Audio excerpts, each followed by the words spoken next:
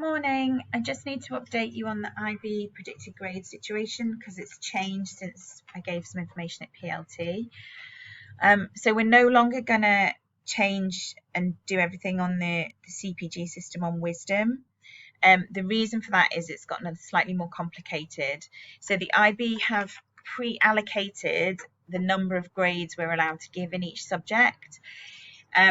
So on this spreadsheet, which I will share with you, you've got the levels along the top here, 7 to 1.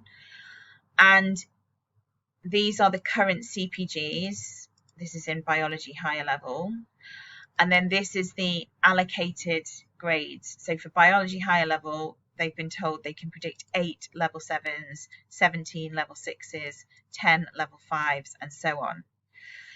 For some subjects, it's fine because the grades currently look like they're sitting within the IB allocation.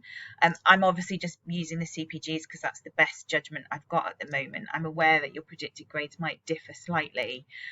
But there are some subjects, so like this one, where actually it looks like we've got way more students sitting on a level 7 than the IB is allocating. So what I need everybody to do is fill in the names of the students that they are going to predict at each level. So for this subject, you've been allocated 8 level 7. So these names need to be your guaranteed dead cert, dyed in the wool level 7 kids in biology HL. If you've then got other students that you were wanting to predict a 7, those names can go underneath. And we will need to then send evidence to the IB to justify why we think those students are with a level 7. So there's a little Google form here so we can start collecting the information. I need you to add pieces of work, pieces of evidence, make sure you name it with the candidate name so that we can be really clear about what work belongs to who or what evidence belongs to who.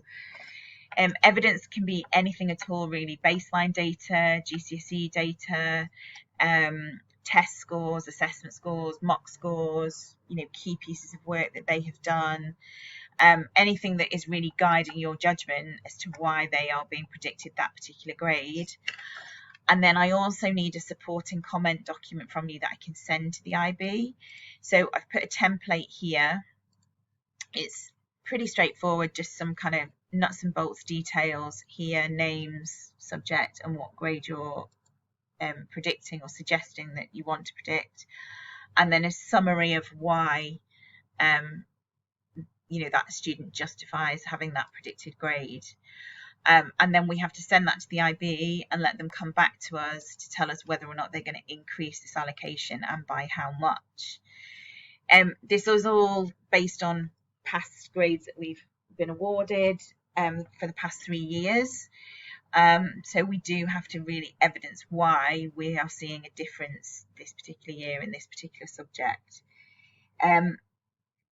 I think really they're doing this to try and avoid grade inflation. Obviously for schools that are doing exams, it's not as much of an issue, but there are lots of centres around the world that aren't doing exams. So it's to try and make sure that they don't overinflate their grades, and that keeps it fair for students like ours who are doing the exam route. For us, if the exams go ahead, the predicted grade will not really influence anything. But if an individual student isn't able to sit some exams, or for any reason our cohort isn't able to sit their exams, then these predictions will become really important. So it is important that we get them as accurate as possible, and that we give evidence and ask for these increases in allocations if we really think they're necessary. For some subjects, it might just be a little wiggle, and it might not be such an issue. So at SL biology, for example, it's not such a problem. Everything's sitting within. Just at level 5, we've got 6 students currently in level 5 on their CPG, and we've only been allocated 5 blocks. So it might be that some wiggling, maybe one student needs to come down there. And that might be something that would happen anyway, and that's fine if you can wiggle around it. But it's the ones where actually it looks like we're not going to be able to just wiggle and move the odd student here and there. We really need to be able to start asking the IB for these increases. we'll set some new dates and everything because I'm aware that this is going to take a lot more time. So we will put those dates out to you as well, and you can see, you can just find your subject on the tab along the bottom and start adding your names in, and trying to get your allocation balance right, and then send us through the information as soon as you can. Okay, thank you.